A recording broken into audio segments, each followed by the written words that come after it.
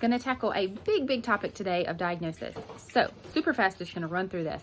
Diagnosis, typically in the U.S., we shoot for under 3. Under 3 is the kind of standard, if you will, in the U.S. We want these kiddos diagnosed before 3 so that we can give them as much therapy intervention as possible before they start school age and before they get further and further behind. However, research is showing us, and some very high professionals in the field are telling us that you can diagnose as early as like 18 months.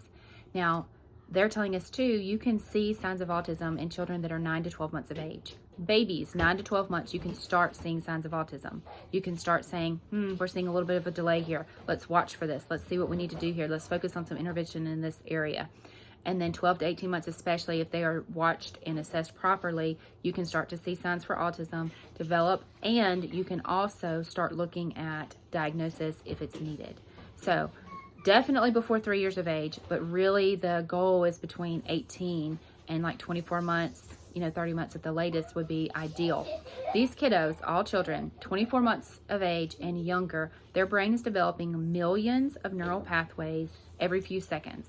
So every few seconds when you are interacting with your baby that's 24 months or younger, they are gaining knowledge. Of course, we know that, but they are literally developing millions of neural pathways. That's their brain developing and forming connections and creating skills, and all of this knowledge that's just being absorbed, as we say, in their brain.